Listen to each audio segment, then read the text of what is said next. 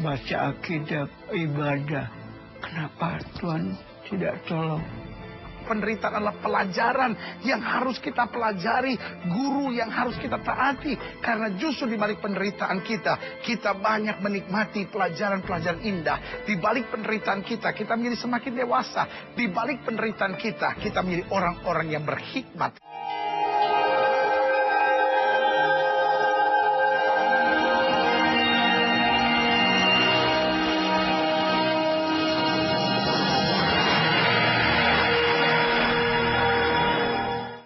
Haleluya, haleluya, haleluya. Selamat datang dalam program kita Pelita Hati.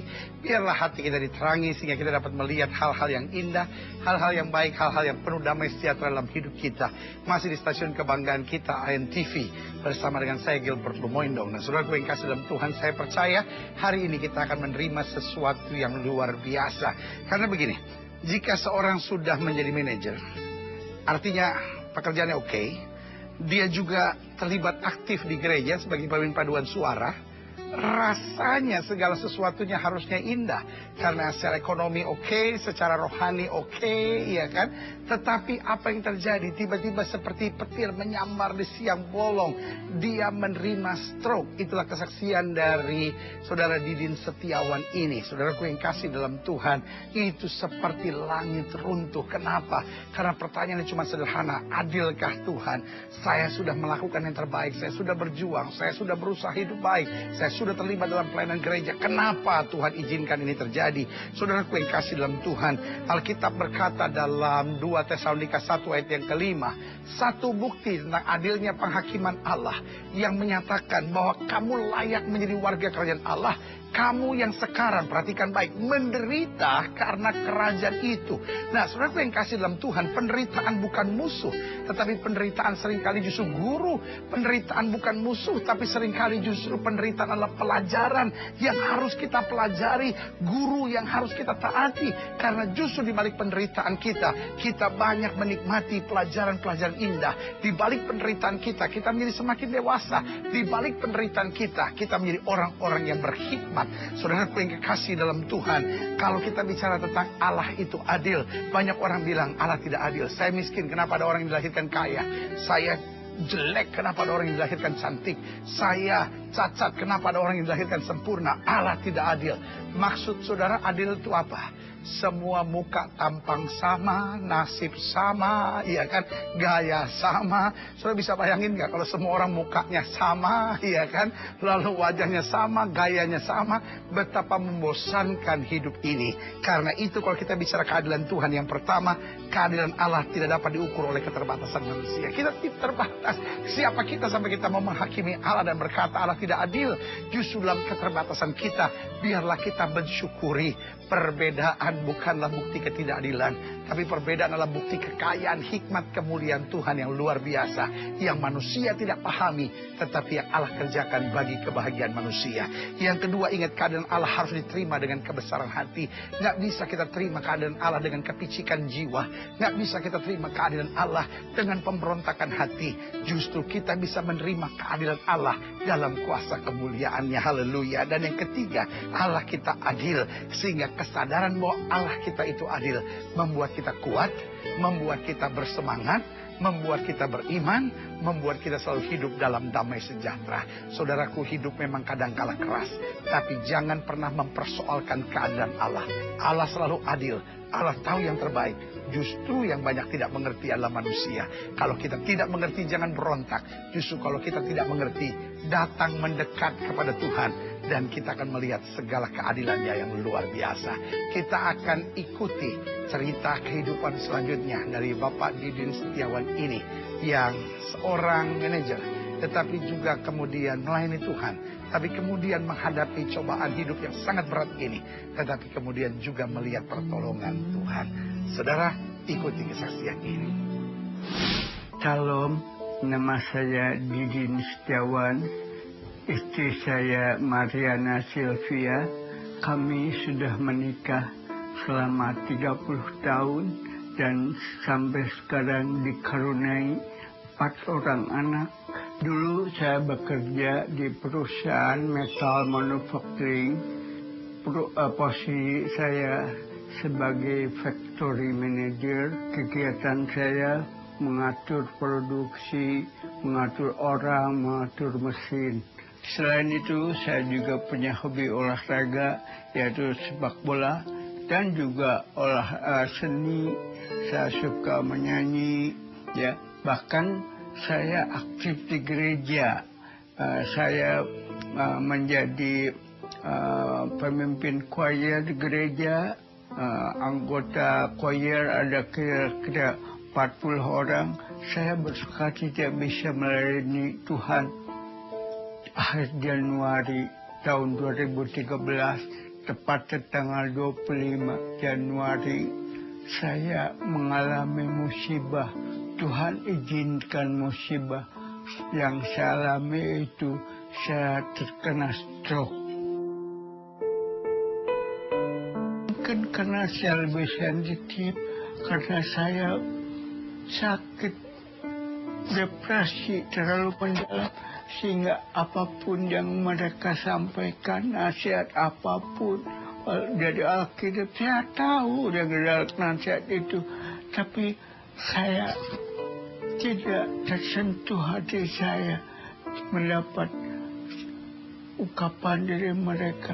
Saya hanya diam, saya hanya iya, tapi hati saya tidak tersentuh sedikit pun. Selama 5 bulan dalam keadaan depresi, saya tidak mau ke gereja. Saya tidak ada gairah untuk ke gereja.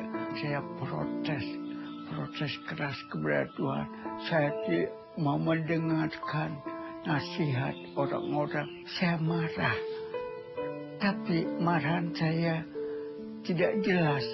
Saya kadang-kadang marah kepada saudara-saudara, marah pada istri. Waktu dia stres, depresi, kalau ngamuk, nggak sama anak-anak saya juga. Dia pecah-pecahin kaca, dia bentak-bentak, kata-kata kasar. Sebenarnya saya nggak kuat, sungguh.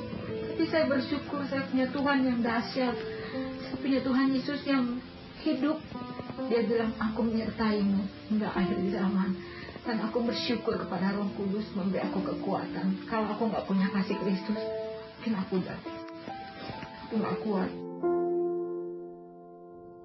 Saya kecewa, frustasi, depresi, minder, malu. Saya ini orang cacat. Saya ini tidak berdaya, tidak berguna. Jadi kalau ada orang lain, anak atau istri yang saya anggap kurang cepat, saya minta pertolongan, saya tiba-tiba marah. Kadang-kadang saya pecah. Itulah kondisi saya saat itu menjadi ambruk sekali, down sekali. Kalau Pak Didin ini kemudian marah sama Tuhan, kalau kita berpikir secara manusia, wajar sekali. Coba sudah dalam posisi itu. Mungkin sudah berkata, kok lucu sih marah sama Tuhan. Tetapi wajar sekali. Dan ini yang indah. Tuhan mengerti kok. Walaupun gak sepantasnya kita marah sama Tuhan. Tapi Tuhan adalah Bapa yang baik. Kok dia ngerti kalau kita marah sama dia. Yang penting satu. Meskipun kita mau marah sama dia. Itu sama seperti seorang anak yang sedang berteriak pada ayahnya. Papa jahat. Tetapi tetap anak ini mendekat kepada papanya. Saudaraku, 1 Tesalonika 5 ayat yang ke-9 berkata demikian. Karena Allah tidak menempatkan kita, Allah tidak menetapkan kita untuk ditimpa murka, tetapi untuk beroleh keselamatan oleh Yesus Kristus Tuhan kita. Artinya apa? Justru ketika kita menerima penderitaan kita, Allah sebenarnya sedang mempersiapkan kita untuk lebih kuat, lebih terbentuk, lebih dewasa, dan lebih disempurnakan. Karena itu jangan menyerah di tengah penderitaan, jangan marah sama Tuhan, jangan kecewa di tengah penderitaan. Lawan penderitaan dengan motivasi hati yang kuat, dengan iman yang teguh, dengan semangat yang bernyala-nyala. Dan kita akan melihat pertolongan bagi orang yang percaya selalu datang tepat pada waktunya. Saya akan kembali setelah yang berikut ini. Pastikan sudah tetap ada di Pelita Hati di AMTV ini. Haleluya.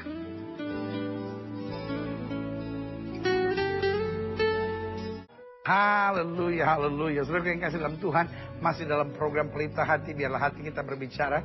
Masih di stasiun kebanggaan kita INTV ini. Saudara yang kasih dalam Tuhan, kita sudah mengikuti kesaksian dari seorang manajer yang kemudian melayani Tuhan, tapi kemudian terserang stroke.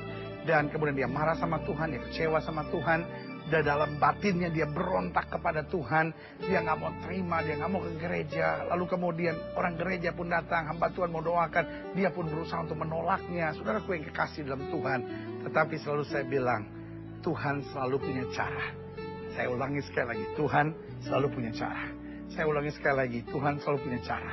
Kejahatan manusia, kedegilan hati manusia, kekerasan hati manusia tidak bisa mengkerangkeng tangan Tuhan sehingga Tuhan tidak bisa bertindak. Sekeras apapun hati saudara, kalau Tuhan mau bertindak, Tuhan bisa melembutkan hati yang keras itu. Saudaraku yang kekasih dalam Tuhan, saya jadi ingat Ibrani pasal 3 ayat ke-15. Ibrani 3 ayat yang ke-15 berkata demikian. Tetapi apabila pernah dikatakan pada hari ini, jika kamu mendengar suaranya, janganlah keraskan hatimu seperti dalam kegeraman. Artinya apa? Ketika kita mengeraskan hati bagaimanapun, Tuhan bisa bicara. Saudara yang kasih dalam Tuhan, akhirnya manusia udah gak bisa ngomong lagi sama Pak Didin. Tuhan sendiri yang berbicara. Aku yang mengizinkan semua ini terjadi. Aku pula yang bertanggung jawab. Dia yang memukul, dia juga yang merangkul. Dia yang mengizinkan, dia juga yang mengangkat dan menyatakan kemuliaannya. Saudaraku yang kasih dalam Tuhan, dari sini kita bisa belajar bahwa Allah kita adalah Allah yang berbicara. Dan lewat suaranya dia memberi kekuatan, dia memberi petunjuk, dia memberi jalan keluar, dia memberi kepastian. Kita terlalu banyak dengar suara manusia, membingungkan, membuat panik, menakutkan. Tetapi ketika kita dengar suara Tuhan, justru kita kuat, justru kita menerima petunjuk, justru kita menerima jalan keluar. Dan justru akhirnya kita menerima kepastian. Saudaraku yang kasih dalam Tuhan, apapun yang terjadi dalam hidup saudara, izinkan Tuhan yang berbicara. Lewat suara rohmu menguatkan kita. Kita akan ikuti kesaksian dari Pak Didin Setiawan ini selanjutnya. Saya protes kepada Tuhan waktu itu. Kenapa Tuhan tidak deketin saya? Saya merasa demikian. Padahal saya merasa sudah aktif di gereja, sudah melayani Tuhan, sudah memimpin choir, sudah menjadi ketua himpunan di sini, keluarga, baca akidah, ibadah. Kenapa Tuhan tidak tolong? Tapi pada suatu malam saya mendengar bisikan Tuhan. Tuhan berkata di dalam hati saya, aku yang mengizinkan musibah ini terjadi kepadamu. Tapi aku bertanggung jawab atas pemulihanmu melalui kejadian besar. Sontak saya terdiam. Tuhan sangat sayang kepada saya. Tuhan akan memulihkan saya. Tuhan akan menyembuhkan saya. Seperti sekal sembuh total karena Tuhan mengasihi saya.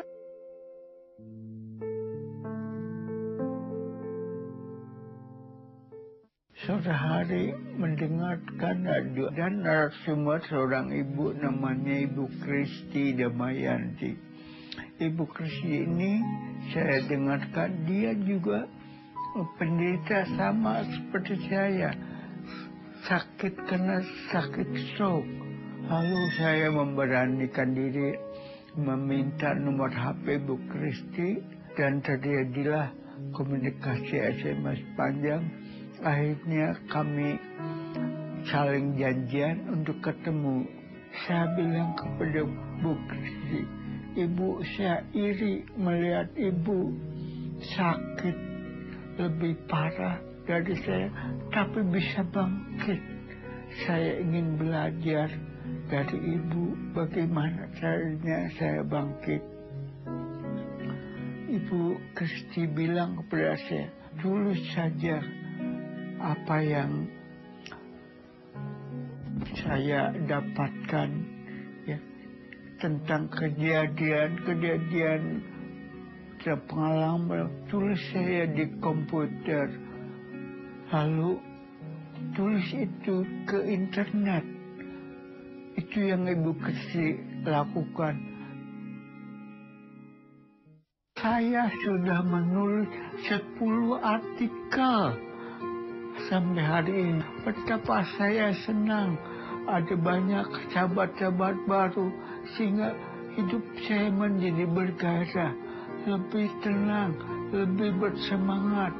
Kadang-kadang saking bersemangatnya, sering saya lupa bahwa saya ini penderita stroke, pasca stroke. Sungguh aneh, memang Tuhan sangat baik kepada saya. Saya pun mulai bergerak lagi untuk ke gereja. Saya tidak merasa minder lagi, tidak merasa malu. Saya kaki lumpuh, muka perut, tapi mental, pikiran saya sudah normal, sudah sehat, tidak ada bedanya. Itulah suatu karunia dari Tuhan, sungguh baik. Saya senang sekali. Terima kasih Tuhan. Ibrani 2 ayat 1 bilang begini, karena itu harus lebih teliti kita memperhatikan apa yang telah kita dengar, supaya kita jangan hanyut di bawah arus. Saudaraku yang kekasih dalam Tuhan, sedikit lagi Pak Didin ini hanyut terbawa arus, tetapi cara Tuhan mengangkatnya kembali, membuat ia dapat tegar. Saudaraku yang kasih dalam Tuhan, ada seorang penderita stroke lain yang sudah sembuh, yang kemudian membimbingnya. Saya bayangkan, yang pernah menerima stroke lalu sembuh, diizinkan Tuhan menghadapi stroke supaya dia dapat menguatkan Pak Didin ini. Mungkin kalau hamba Tuhan mengingatkan Pak Didin merasa, dia kan hamba Tuhan, gak ngalamin apa yang saya alami. Tetapi karena sesama penderita yang sudah ditolong Tuhan, akhirnya memberi kekuatan. Karena itu sekali lagi kita harus lebih teliti memperhatikan apa yang telah kita dengar, supaya kita jangan hanyut di bawah arus. Oh, dunia senang membawa kita hanyut di bawah arus perzinahan, arus kekerasan hati, arus hawa nafsu daging, arus narkoba, arus seks bebas. Tetapi kita tetap harus ada di jalan Tuhan dengan kuat, dengan tegar, dengan beriman, dan dengan percaya.